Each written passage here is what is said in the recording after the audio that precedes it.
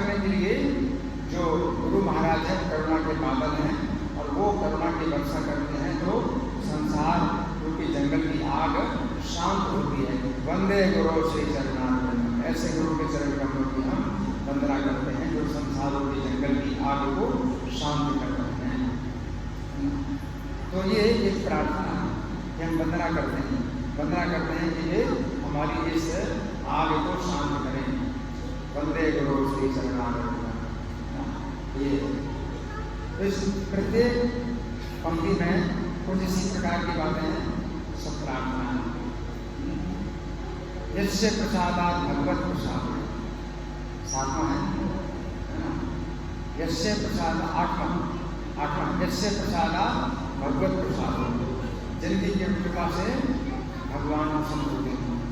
गुरु महाराज के चरणों में वंदना करता हूँ, जिनके प्रसन्न होने से भगवान प्रसन्न होते हैं। तो प्रार्थना ही तो है कि उनके चरणों की वंदना करता हूँ कि वे प्रसन्न हो जाएं। गुरु महाराज के चरणों में मैं वंदना करता हूँ कि वो प्रसन्न हो जाएं। उनके प्रसन्न होने से भगवान प्रसन्न हो, तो भगवान के प्रसन्न होने से हमारा सब दुख दूर होगा। तो क्या है, प्रार्थना ही तो है कि नहीं? तो हमारा जो दिन है सबसे पहला कार्यक्रम होता है वो प्रार्थना का ही होता है, ठीक है ना। इसके बाद फिर दूसरी प्रार्थना होती है, तो एक गुरुवक्षकम प्रार्थना कहलाती है। इसके बाद दूसरी प्रार्थना क्या कहते हैं, कौन बताएगा? क्या प्रार्थना होगी दूसरी प्रार्थना? नरसिंह आरती। नमस्ते नरसिंहाय, नमस्ते नरसिंहाय। प्रहलाद आह्लाद, प्रहलाद को आनंद देना, यानी प्रहलाद की संकट से रक्षा करने वाले, आप प्रहलाद के संकट से रक्षा करने वाले आपको नमस्कार करते हैं। इसमें भी प्रार्थना का भाव है कि आप हमारे लिए संकट से रक्षा करें।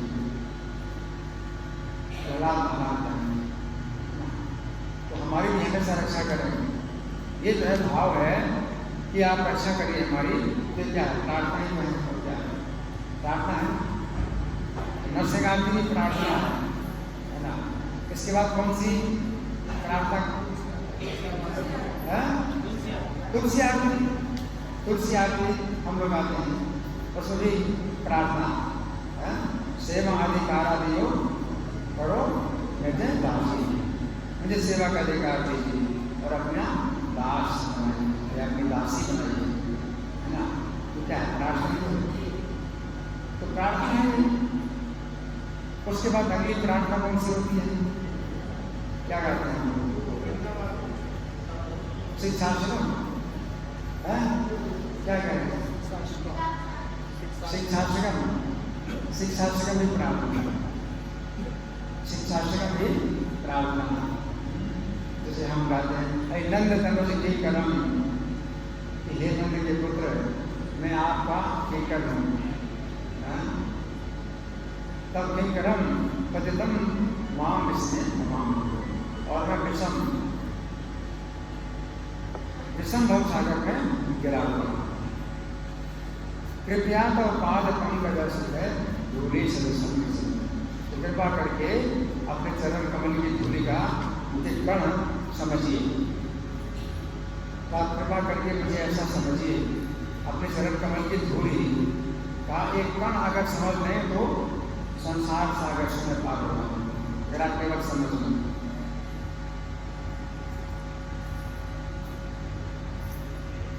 इसमें प्रार्थना है कि आपका जो चरण कमल है उसका अगर मैं धूल बन जाऊं, या आप मुझे मान लें, अगर आप मुझे मान लें कि मैं आपके चरण कमल का धूल हूं, तो क्या होगा, एक संसार समुद्र क्या हो जाएगा मेरे लिए गाय के खुर से बने गड्ढे के बराबर। अगर आप मुझे मान लें अपने चरण कमल की धूलि का कण, तो ऐसा हो जाएगा। तो क्या प्रार्थना है ना, प्रार्थना ही है, ये प्रार्थना है ना। उसके बाद फिर हम लोग हरे कृष्ण मंत्र का जाप करते हैं। हरे कृष्ण मंत्र की प्रार्थना, प्रभुपाद ने कहा है कि आप हरे कृष्ण मंत्र का जाप करते हैं तो इसमें हमारी प्रार्थना होती है कि मुझे अपनी सेवा में लगाओ। हम जो है सभी जीव माया की सेवा में लगे हैं, और माया की सेवा में भारी कष्ट पा रहे हैं, लाभ खा रहे हैं, माया की लाभ खा रहे हैं। हमारी प्रार्थना होती है कि मुझे अपनी सेवा में लगाओ। हरे कृष्ण मंत्र का जाप ही अपने आप में क्या है, प्रार्थना है। कभी कभी प्रभुपाद ने ऐसा भी कहा कि हरे कृष्ण मंत्र का जाप है, ये एक बच्चे की, जीवात्मा रूपी बच्चे की स्वाभाविक क्रंदन है। बच्चा जैसे कष्ट में होता है तो रोता है, तो माता समझ लेती है कि वो मुझे पुकारता है, मुझे बच्चा रोता है तो माता समझ लेती कि वो मुझे बुलाना है, वो कष्ट है। हरे कृष्ण मंत्र का जाप जो है अपने आप में एक प्रार्थना है। बच्चा तो प्रार्थना करना नहीं जानता, रोना जानता है, तो रोना भी उसी प्रकार का है कि मैं कष्ट करूँ, है ना। तो भौतिक संसार जो है कष्ट का स्थान है और हम जो है इस भाव में हमेशा रहें कि एक कष्ट का स्थान है और हमें यहाँ से जो है निकलना, कष्टों से निकलना। हरे कृष्ण मंत्र का जो है जो जप है, अगर आप नहीं भी सोचते हैं और आप जप करते हैं, है ना, तो ये प्रार्थना अपने आप में ये प्रार्थना बन जाती है।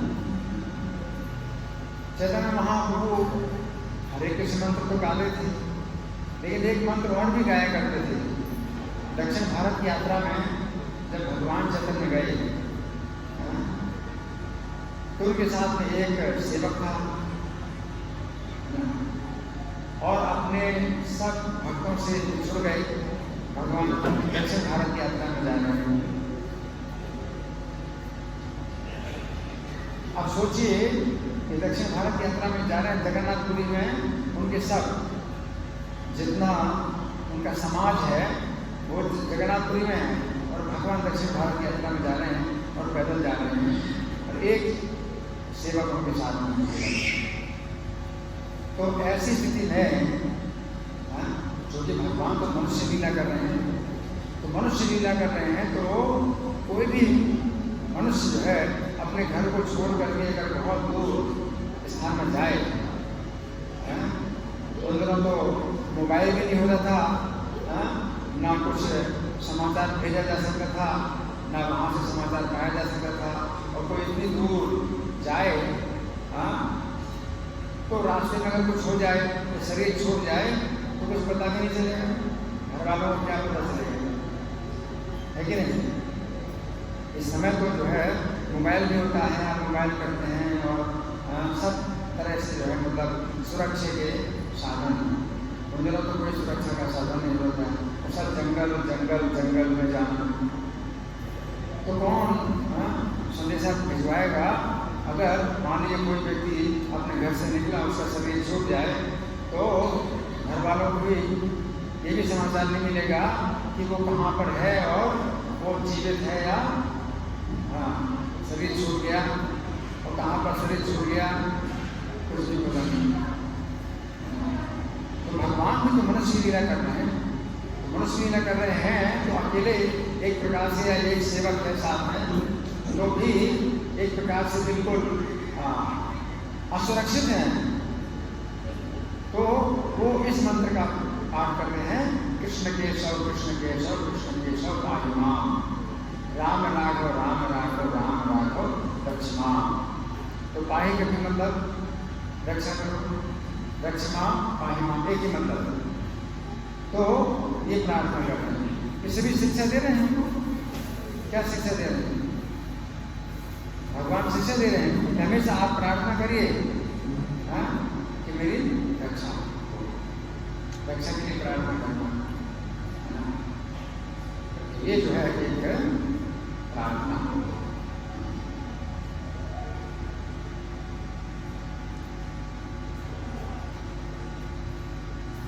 गुरु वंदना हम लोग गाते हैं रोज, उसके शुरू के शब्द क्या है कौन बताएगा? गुरु वंदना गाते हैं, श्री गुरु चरण पद्मा, है ना, श्री गुरु चरण पद्मा, ये जो है गुरु वंदना। कृष्ण भी जहाँ रा प्रसादे भाई ये भगवत होरिया आई, कृष्ण प्राप्ति हुए जहाँ मिले। इसमें क्या गुरु वंदना में क्या बताया गया है कि जिनकी प्रसन्नता से हम इस भौतिक संसार को पार कर पाएंगे और कृष्ण की प्राप्ति हो पाएगी, है ना, जिनकी कृपा से। तो उनके मैं क्या करता हूँ? वंदना करता हूँ, वैसे गुरु की वंदना करता हूँ। फिर भी क्या है? प्रार्थना है, प्रार्थना है, मैं वंदना करता हूँ कि आपकी कृपा से मैं जो है संसार को पार कर पाऊँ और कृष्ण को प्राप्त कर पाऊँ। ये भी प्रार्थना या वंदना। श्रीमद् भागवत के जितने भी श्लोक हैं, आप जानते हैं श्रीमद् भागवत के कितने श्लोक हैं? कौन बताएगा? 18,000 श्लोक हैं। श्रीमद् भागवत में 18,000 श्लोक हैं। 18,000 श्लोक में कई कथाएं, तो कथा के बाद कथा और कथा और कथा, कथा ही कथा है श्रीमद् भागवत में। और उन कथाओं में अलग अलग भक्तों ने भगवान से प्रार्थना की, अलग अलग प्रकार की प्रार्थनाएं की हैं भगवान ने। तो प्रार्थना के श्लोक अगर जोड़े जाएं तो श्रीमद् भागवत के जितने श्लोक हैं उसमें 1/3 श्लोक प्रार्थना के। कितने? 1/3 श्लोक प्रार्थना के। अगर श्रीमद् भागवत में 18,000 श्लोक हैं तो प्रार्थना के श्लोक कितने हैं? 6,000 श्लोक प्रार्थना के।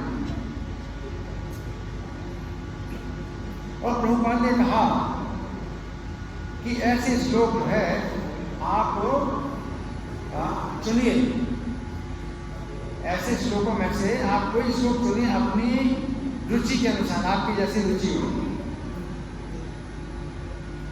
किसी भक्त की रुचि जो है होती है कि मैं विपत्ति में पड़ा हूं तो भगवान रक्षा करो, ऐसे श्लोक हैं। प्रार्थना के ऐसे भी श्लोक जिसमें कि भक्त विपत्ति में भगवान को पुकार रहा है कि आप मेरी रक्षा करें, ऐसे भी श्लोक। कोई प्रार्थना का श्लोक ऐसा भी है कि आप मुझे मार्गदर्शन करिए, मैं जो है अपने कर्तव्य में ध्यान हो रहा हूँ, अपने कर्तव्य को समझ नहीं पा रहा हूँ।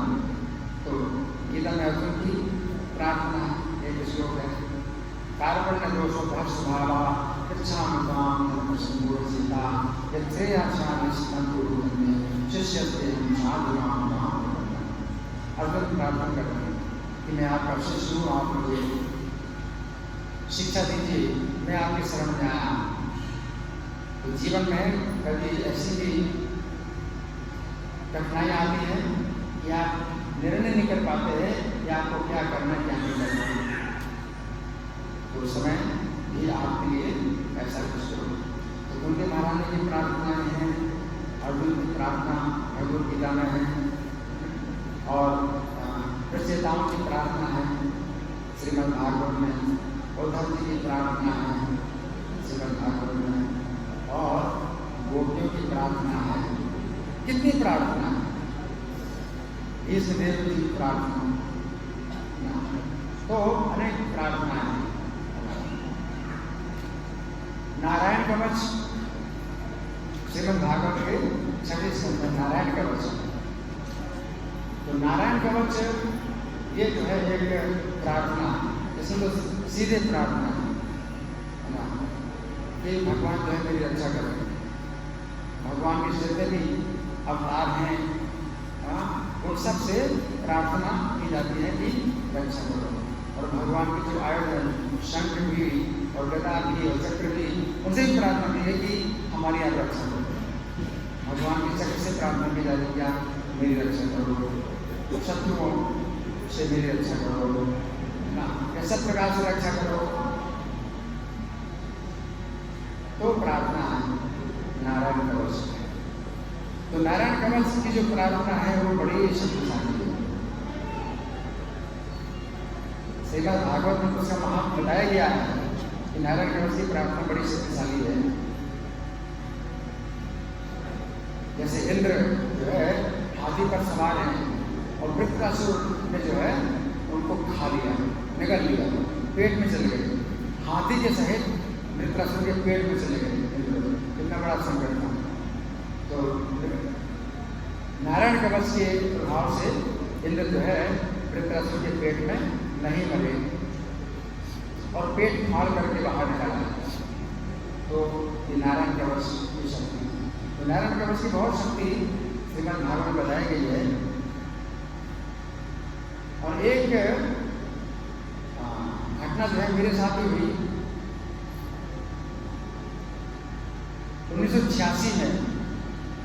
जब मैं प्रचार करता था तो कई बार मुझे अकेले ही जाना पड़ता था प्रचार के लिए। तो चौड़ी बाजार में 119 नंबर की दुकान, पेपर सिंडिकेट। तो अशोक कुमार गुप्ता वहाँ लाइफ मेंबर थे, तो उनसे मैं मिलने गया था तो दान लेने के लिए, तो वो नहीं थे दुकान में। तो एक दूसरे सज्जन वहाँ पर बैठे हुए थे उस दुकान में, तो उन्होंने जो है मुझे देख करके पूछा कि क्या आप इस्कॉन के भक्त हैं? तो मैंने बताया कि हाँ, मैं इस्कॉन का भक्त हूँ। तो बोले कि मैंने आपके जो गुरु महाराज प्रभुपाद का दर्शन किया था रामलीला मैदान में, जब वो प्रवचन कर रहे थे, तो मैंने देखा कि आपके गुरु महाराज, वो तो हमारे गुरु में बोल रहे थे, ठीक है, हमारे तो गुरु के गुरु हैं। तो वो बोले कि आपके गुरु महाराज जो है जब रामलीला मैदान में प्रवचन कर रहे थे, स्टेज के ऊपर बैठे हुए थे और प्रवचन कर रहे थे, और मैंने देखा कि भगवान श्री कृष्ण के पीछे खड़े हैं।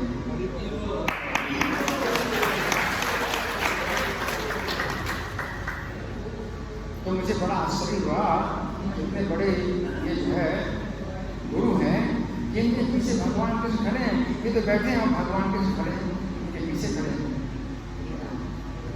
और मैंने उनके शिष्यों से कहा, उनके शिष्य विदेशी थे, हिंदी नहीं जानते थे, तो मैंने उनके शिष्यों से कहा कि अंग्रेजी में कहा कि आपके तिथि गुरु कितने महान हैं कि भगवान श्री कृष्ण के पीछे खड़े हैं। तो उनके शिष्यों ने कहा, हाउ इज इट पॉसिबल, ये कैसे हो सकता है? तब मुझे समझ आया कि वो उनको नहीं दिखाई पड़ रहे। तब मुझे समझ आया कि श्री कृष्ण हैं, प्रभुपाद के पीछे खड़े हैं, ये प्रभुपाद के शिष्यों को नहीं दिखाई पड़ रहे हैं। तो मैंने कहा कि आपको क्यों दिखाई पड़ रहे थे? बोले मैं नारायण कवच का रोज पाठ करता हूँ।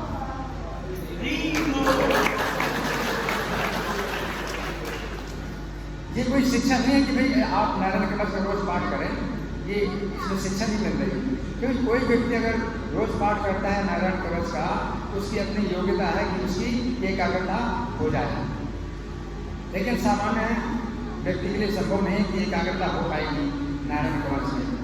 हमारे लिए शिक्षा यही है, हरे कृष्ण मंत्र का जाप करो, जो भी मिलना होगा हरे कृष्ण मंत्र से ही प्राप्त होगा। लेकिन कहने का मतलब ये है कि नारायण कवच एक प्रार्थना है, और उसमें कितनी बड़ी शक्ति है कि जो है वो उस शक्ति के द्वारा वे प्रभुपाद के पीछे भगवान श्री कृष्ण को देख रहे थे कि वे खड़े हैं, श्री कृष्ण खड़े हैं प्रभुपाद के पीछे। तो कुंती महारानी भी प्रार्थना कर रही है। कुंती महारानी की स्तुति है श्रीमद् भागवत के पहले स्कंद के 8वें अध्याय में। तो उसमें एक प्रार्थना उनकी ये भी है, विपदा संतु ना सरस्वत तत्र तत्र जगत गुरु। हे जगत गुरु, हमारी प्रार्थना है कि हमारे जीवन में विपत्तियां आती रहें। ये प्रार्थना, अब ये प्रार्थना तो किसी की नहीं होती, हर व्यक्ति की प्रार्थना ये होती है कि विपत्तियों से हमें बचाए और विपत्तियां कभी ना आए। कुंती देवी प्रार्थना करते हैं कि हमारे जीवन में हमेशा विपत्तियां बनी रहें। तो विपत्ति मांगने की तो आवश्यकता है नहीं, विपत्ति का हिसाब तो पहले से। तो कुंती महारानी विपत्ति क्यों मांग रही है? कुंती महारानी विपत्ति इसलिए मांग रही है कि भक्तों दर्शनम यत्सा, कि ताकि हम आपको याद कर सकें, ताकि हम आप प्रार्थना कर सकें कि हमारी विपत्ति को दूर करो। तो विपत्ति नहीं मांग रही, कुंती महारानी विपत्ति नहीं मांग रही, लेकिन वो चाहती है कि विपत्ति हमें दिखाई दे, ताकि हम आपसे प्रार्थना करते रहें कि आप विपत्ति दूर करो। और अगर विपत्तियां नहीं दिखाई देंगी तो क्या हो जाएगा? अभिमान आ जाएगा, अभिमान आ जाएगा। अभिमान या तो ऊंचे कुल में जन्म लेने का अभिमान आ जाएगा, और अगर ऊंचे कुल में जन्म नहीं हुआ है तो धन संपत्ति है उसका अभिमान आ जाएगा। अगर धन संपत्ति में नहीं है तो विद्या का अभिमान आ जाएगा, शिक्षा का अभिमान आ जाएगा। अगर शिक्षा भी नहीं है तो सुंदरता का अपमान आ जाएगा। तो 4 कारणों से हो सकता है, चारों के कारण अभिमान आ जाए, या चारों नहीं है तो 2 है या 3 है या 1 है, तो 1 के कारण जो है अभिमान आ जाएगा। तो अभिमान आ जाएगा, एक मान और फिर हम आपकी प्रार्थना करेंगे नहीं, हम क्या सोचेंगे, अब तो हमें भगवान की जरूरत है नहीं, अब तो हम जो है अपने आप में सुखी हैं, अपने आप में जो है सबल हैं, सशक्त हैं, अपने आप निर्भर हैं, अब हमें सहारे की आवश्यकता नहीं।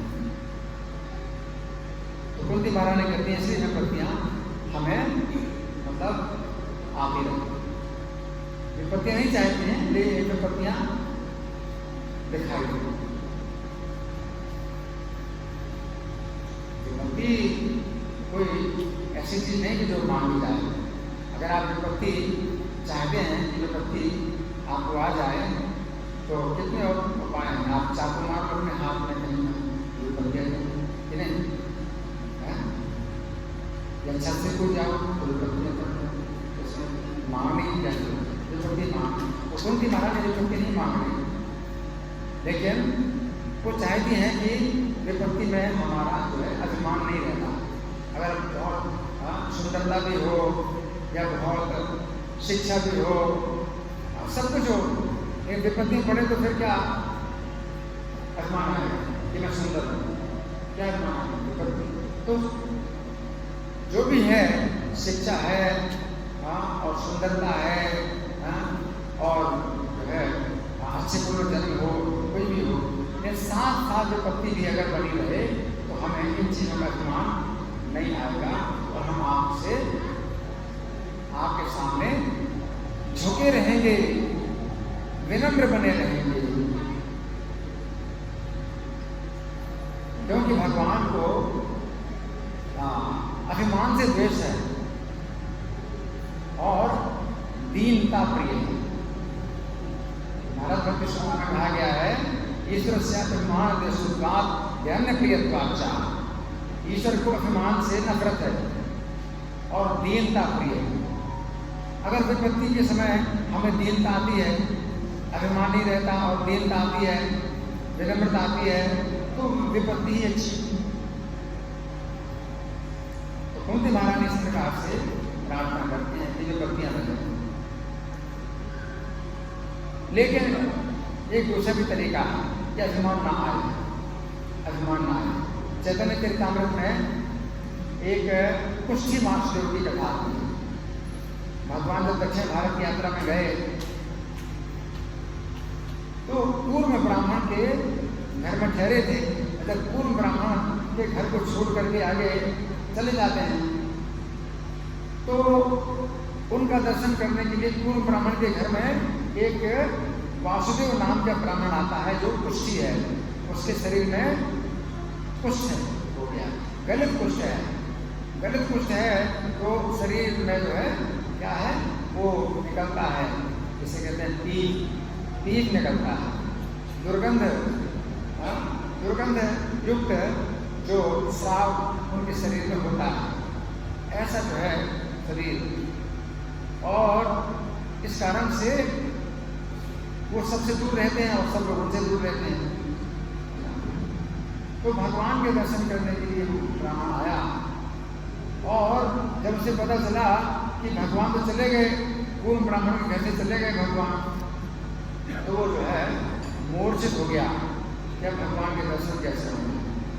फिर भगवान तो काफी आगे चले गए थे, अंतर्यामी हैं, तो वे लौट करके आ गए। लौट करके आ गए तो उसी ब्राह्मण को जो है भगवान ने क्या अपने हृदय से लगा लिया, आलिंगन कर लिया। और भगवान ने जैसे आलिंगन किया तो उसका कुष्ठ रोग दूर हो गया। अब शरीर बिल्कुल सुंदर हो गया, एकदम से सुंदर हो गया पूरा शरीर। अब जब सुंदर हो गया उसका पूरा शरीर, तो अब उसको जो बड़ी चिंता हुई कि अब तो मुझको घमंड आ जाएगा, अब तो मुझको घमंड आ जाएगा। तो कुंती महारानी भी यही कहती है कि सुंदरता के कारण घमंड आ जाता है या अपनी ऊंची शिक्षा के कारण या धन संपत्ति के कारण घमंड आ जाता है ना, तो उसको चिंता होगी कि आपको मैं जो है मेरे अंदर घमंड आएगा, है ना। तो उसने भगवान से प्रार्थना की कि आप मेरी ये बहुत बड़ी चिंता है कि मुझे घमंड आ जाएगा, आपकी कृपा से तो मैं स्वस्थ हो गया, सुंदर हो गया। तो भगवान क्या कहते हैं?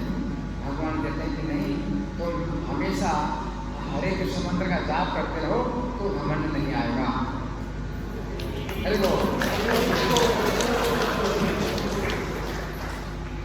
हरे कृष्ण मंत्र का जाप करते रहो तो घमंड नहीं आएगा।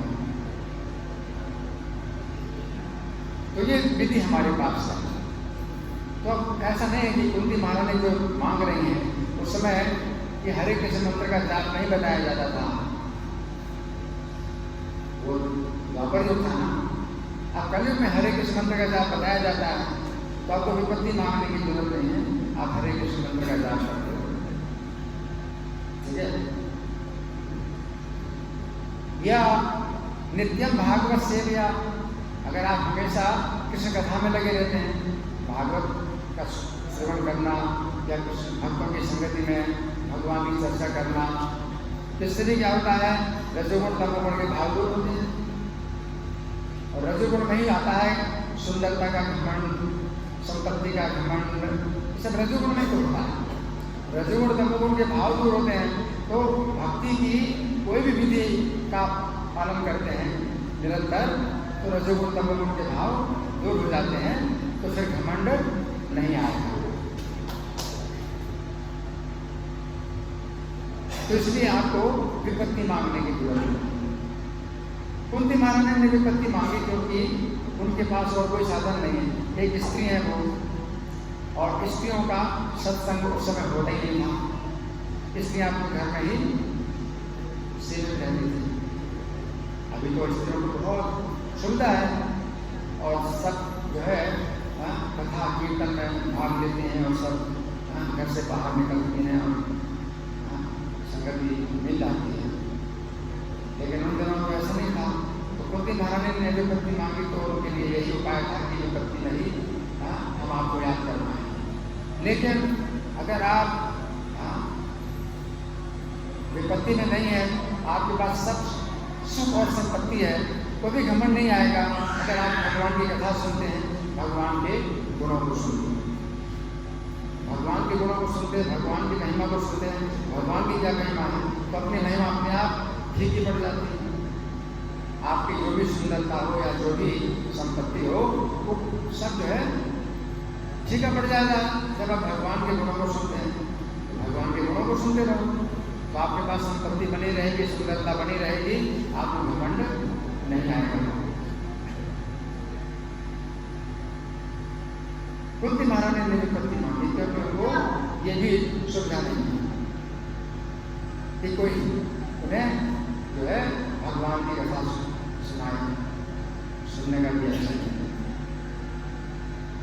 तो विपत्ति मांग रहे, तो आपको विपत्ति मांगने की जरूरत नहीं है। आपके पास जो है कई उपाय हैं कि घमंड ना आए, इसलिए हरे कृष्ण मंत्र का हमेशा जाप करो, पढ़ते ग्रंथों को पढ़ो, प्रवचन सुनते रहो। अब जैसे मेरा जो प्रवचन हो रहा है तो वो भी जो है लाइव में जा रहा है, तो कोई भी सुन सकता है, लाइव भी सुन सकता है। और जो लाइव नहीं सुनते हैं तो बाद में ही चैनल में पड़ा रहेगा, तो चैनल का आप लिंक दे सकते हैं। तो उसमें भी मेरे जितने प्रवचन सब पढ़े हैं, तो आप उसमें भी अगर आप अपने कान को लगाएं, कानों को लगाएं, तो घमंड नहीं आएगा।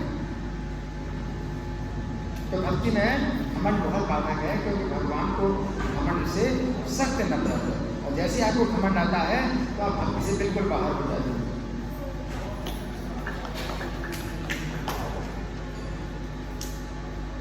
और जैसे आपके अंदर दीनता आती है, विनम्रता आती है, और आपको कोई नहीं देखता आपकी रक्षा करने वाला भगवान के सिवा, तो आपको फिर वो भक्ति में आ जाती है।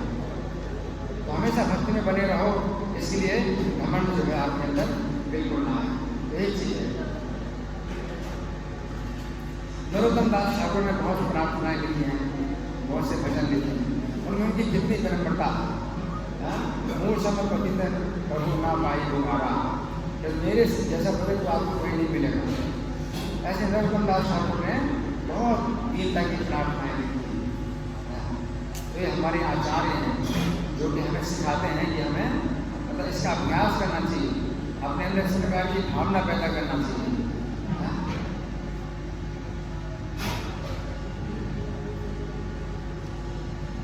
चाहे हमारे अंदर हमारे पास चाहे जितनी धन संपत्ति हो, चाहे जितनी सुंदरता हो, लेकिन भगवान के सामने क्या है?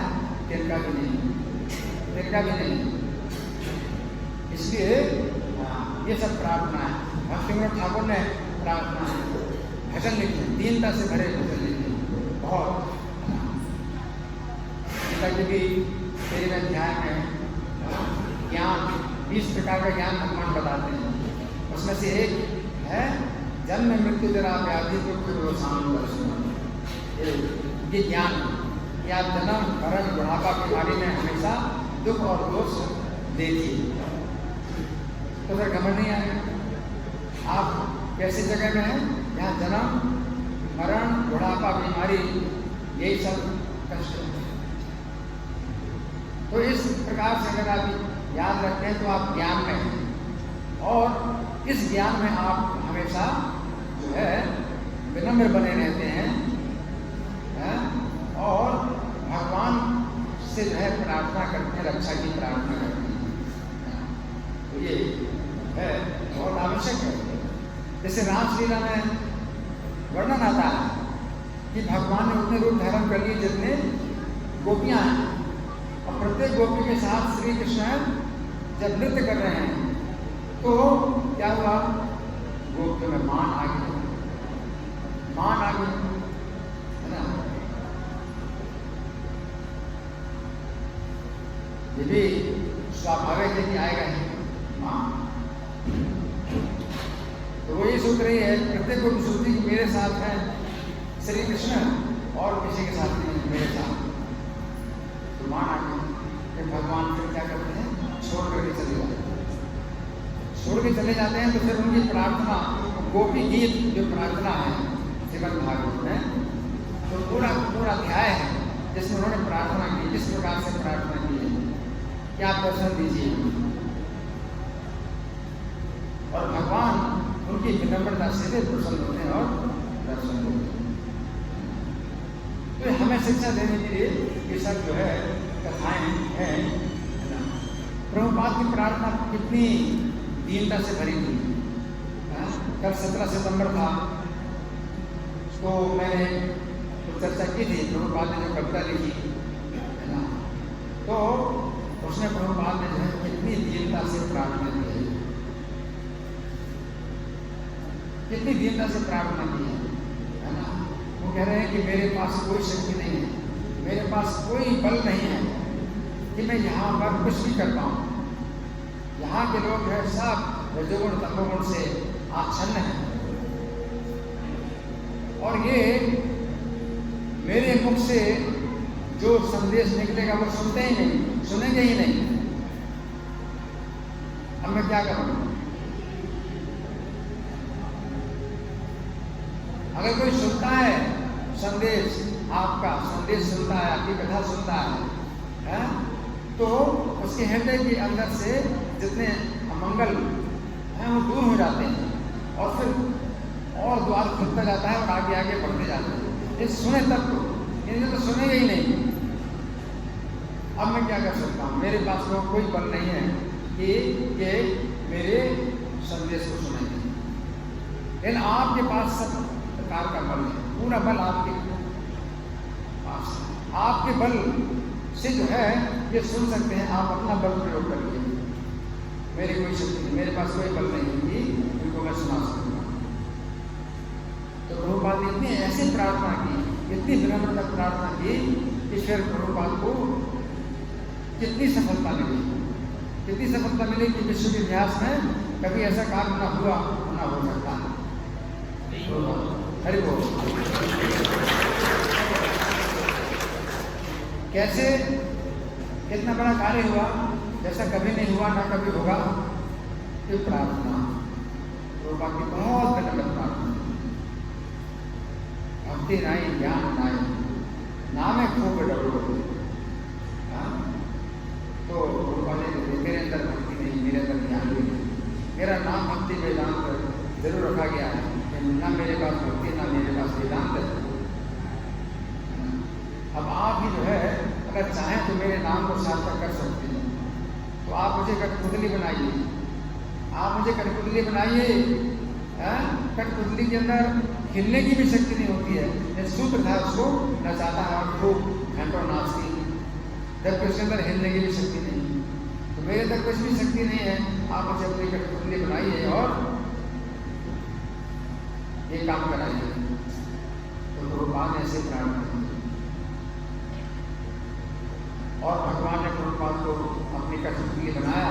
तो उन्होंने जो है रातों में जाग करके 100 ग्रंथ लिखे और दिन भर जो है वो मिलते रहे, प्रसार करते रहे, भक्त बनाए, क्या क्या कार्य किया। कितना बड़ा कार्य जो प्रभुपाद ने किया। तो उसने क्या था, दीनता भरी प्रार्थना। प्रभुपाद की प्रार्थना दीनता से भरी प्रार्थना। आप ही कुछ कर सकते हैं, मैं कुछ नहीं कर सकता। तो प्रभुपाद ने और गुरु भाई भी पहले गए थे, कोई बर्मा में गए, कोई इंग्लैंड में गए, ये सब लौट के आ गए और अपने गुरु महाराज को कहा कि वो लोग नहीं भक्त बन सकते। लेकिन प्रभुपाद ने जो है अकेले प्रभुपाद गए। जबकि प्रभुपाद के गुरु भाई गए थे तो उनके पास पैसा और सब प्रकार की सुविधाएं थी, लेकिन वो सफल नहीं हो पाए। और प्रभुपाद के पास ना पैसा था, ना कोई सहायक था। और प्रभुपाद ने ऐसा काम किया जो कि कोई नहीं आज तक कर पाया, ना कोई कर पाया। तो कैसे निर्बल, पूरी तरह से निर्बल अपने को मान करके उन्होंने प्रार्थना। इस प्रकार से जो है प्रार्थना का जो है बल होता है। कुछ प्रार्थना ऐसी होती है जो आवश्यक नहीं होती है, लेकिन प्रार्थना की जाती है। प्रार्थना फिर भी अच्छा है, भगवान से प्रार्थना करना अच्छा है, लेकिन फिर उतना अच्छा नहीं है। प्रभुपाद ने कहा, ईसाइयों के बारे में कहा, ईसाई लोग प्रार्थना करते हैं भगवान से, O God please give us our daily bread. वो क्या बोलते हैं, हे भगवान हमें आप रोज की रोटी दीजिए। प्रार्थना कोई भी हो अच्छी होती है कि वो भगवान को आपने अपने से बड़ा बनाया है और आपने भगवान का सफर दिया, अच्छा है, लेकिन फिर भी उतना अच्छा नहीं है। कोई भी प्रार्थना उतनी अच्छी नहीं होती, क्योंकि भगवान पहले से दे रहे हैं, भगवान पहले से भोजन दे रहे हैं आपको और आप वही प्रार्थना कर रहे हैं कि मुझे दीजिए। तो ऐसी प्रार्थना है। हम लोग प्रार्थना नहीं करते, हम भोजन जब मिलता है प्रसाद भोजन, तो हम जो है भगवान की सराहना करते हैं, उनकी दया की सराहना करते हैं कि उनकी दया है कि हमें प्रसाद मिला। ये शिक्षा है। तो कभी कभी हम प्रार्थना नहीं करते भगवान से, लेकिन भगवान की कृपा से हमें जो सुख मिला है या जो संपत्ति मिली है, जो कुछ भी सुविधा मिली है, उसमें हम भगवान के दया मानते हैं। तो वो भी एक जो है प्रकार की विनम्रता है। तो हमेशा प्रार्थना आवश्यक नहीं होती है। आप भगवान का गुणगान करिए कि भगवान की कृपा से मिला है, हमें भगवान की कृपा से कितनी सुविधा मिल रही है, हम कितने सुखी हैं। ये भी जो है क्या है, ये भी विनम्रता है। या तो आप संकट में हैं और आप अपने को बिल्कुल असहाय समझ करके भगवान को पुकारते हैं, वो प्रार्थना।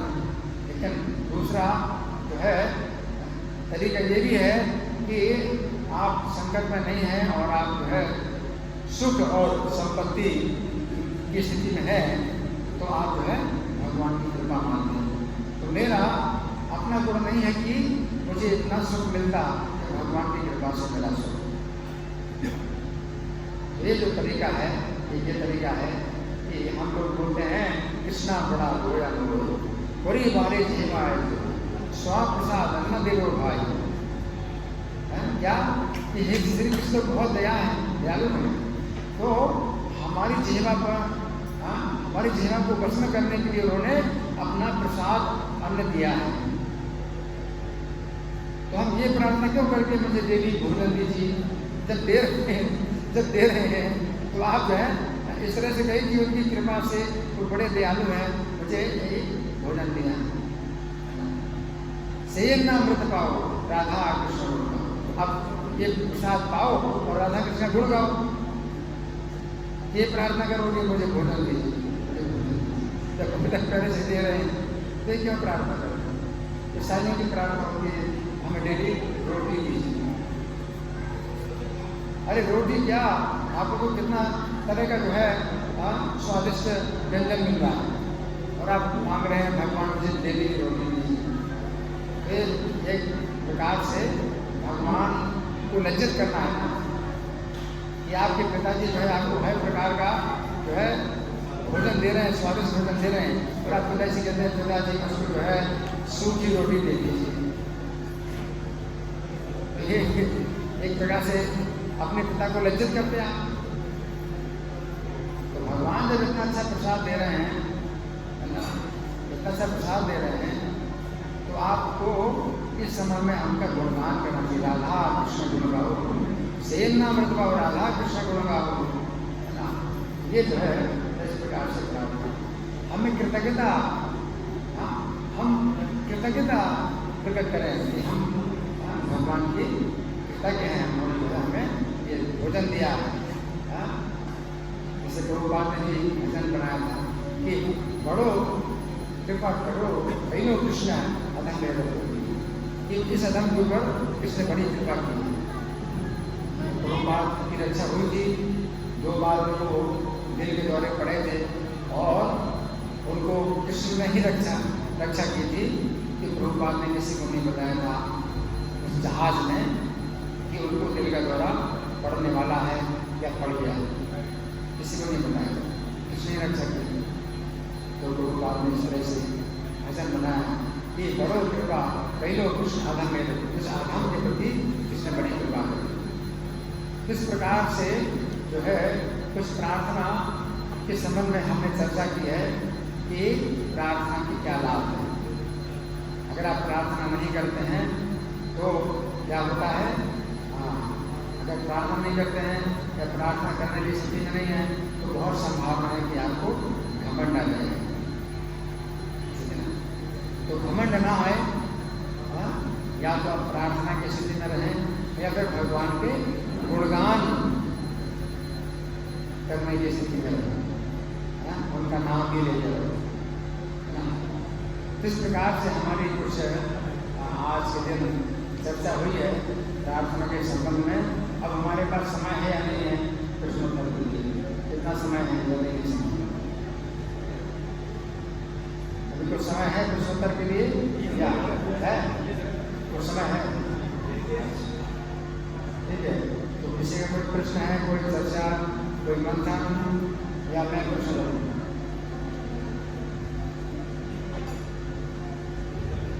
मैं प्रश्न आपका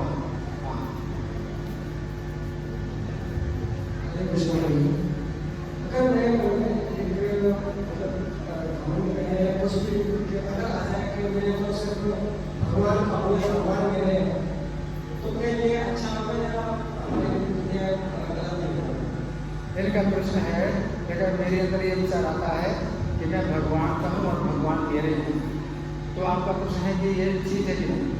ये प्रश्न इनका ही प्रश्न है कि क्या ये ठीक है अगर मेरे अंदर ये विचार आता है कि मैं भगवान का हूँ और भगवान मेरे हैं? हाँ, ये विचार जो है बहुत आगे का है, बहुत ऊंची स्थिति है कि मैं भगवान का हूँ, भगवान मेरे। जब आपकी भगवान में ऐसी आसक्ति हो जाए कि मैं भगवान का हूँ, भगवान मेरे, तो जब आपकी सब प्रकार की इंद्रिय तृप्ति में आपकी रुचि ना रहे तब कहीं ऐसा होता है। उसको कहते हैं अनन्यास अन्य और किसी का चिंतन नहीं। तो ये क्या आसान है? कह देना तो आसान है, मान लिया तो आसान है कि मैं मानता हूँ ऐसा, ये प्रैक्टिकल नहीं। ठीक है, प्रैक्टिकल में तो बहुत आपकी चिंताएं होती हैं, आशाएं होती हैं, बहुत चिंताएं आशाएं। अनन्य भक्ति है ना, तो हमें तो इसका अभ्यास करना होगा।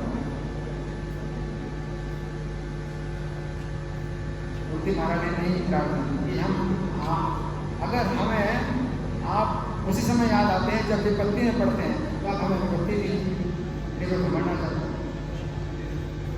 ठीक है ना, तो घमंड आ जाता है। तो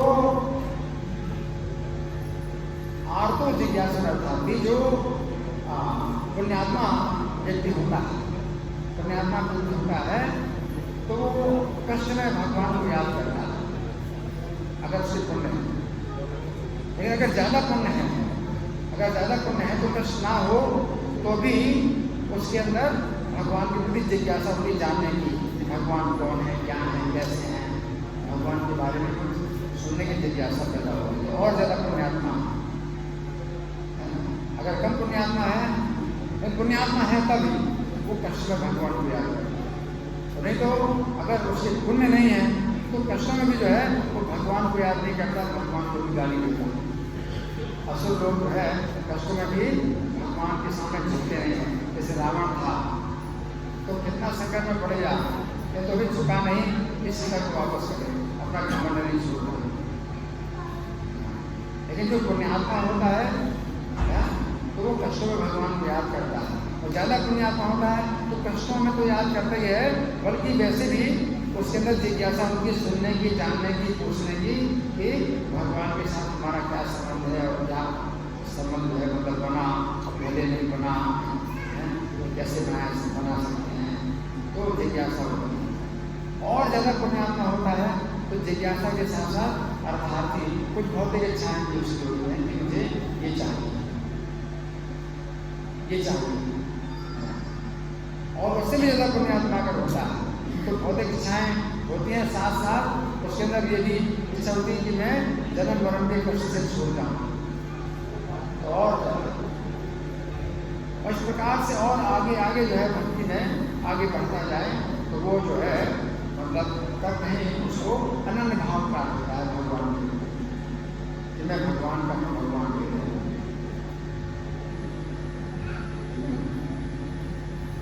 इसलिए बहुत अधिक भक्ति की आवश्यकता है, भक्ति भी बहुत ऊंचे पर है। ठीक है, और कोई प्रश्न?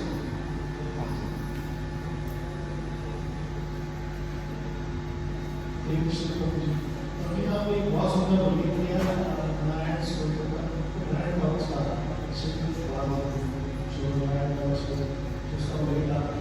इसी तरह रामायण शास्त्र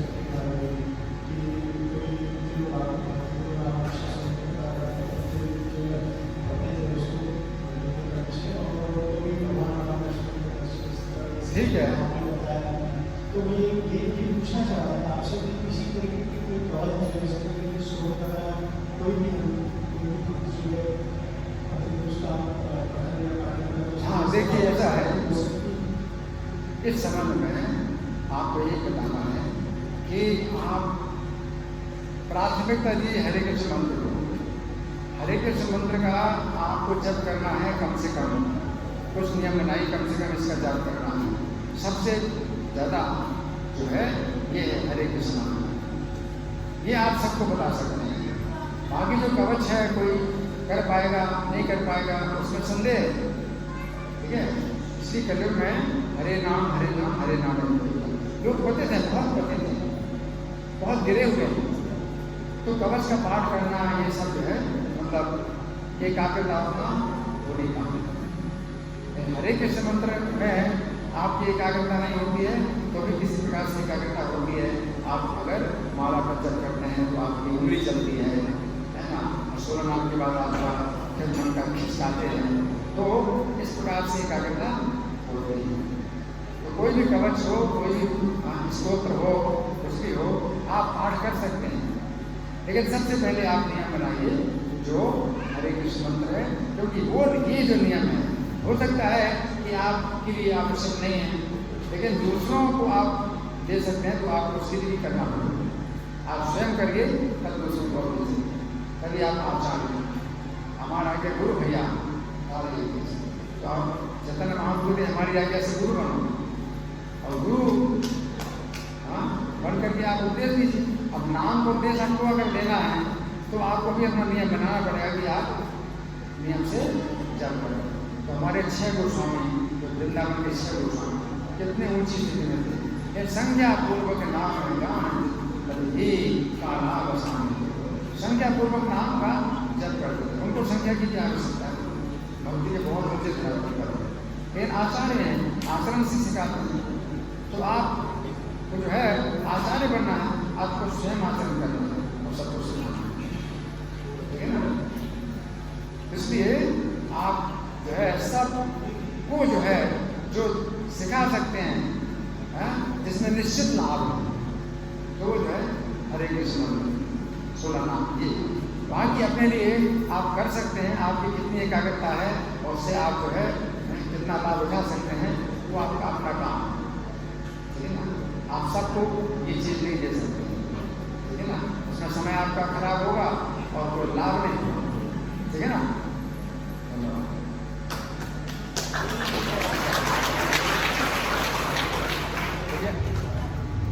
धन्यवाद। हरे कृष्णा। आप प्रभु जी का धन्यवाद करेंगे, दूसरा संदेश बोलिए हरे कृष्णा कृष्णा कृष्णा हरे हरे, हरे राम राम राम हरे हरे। तो आप सबको कैसा लगता है आज का? आप चाहते हैं प्रभु जी आए परिवार शिक्षा के लिए, प्रभु जी बहुत वरिष्ठ है, हमें सब सौभाग्यशाली है, हमें ये सब मिल रहा है। स्टार्टिंग वाले साल इतने साल आप लोग हुआ, इतने साल तो मुझे मंगला की कक्षा में मिस नहीं की। मुझे एक घटना इंसिडेंट याद है, जब मैं यहाँ पे पीओडी के देखा था, तो मुझे बीमार थे, तो रात को इनको लेके जाना था घर को, और मुझे पता नहीं आ रही है, तो हम लोग इधर सामने एक हॉस्पिटल है, इंडियन हॉस्पिटल है, तो मैं रोज को उठा के लेके गया दुर्भाग्य से, इसे गायब हो गए हम लोग।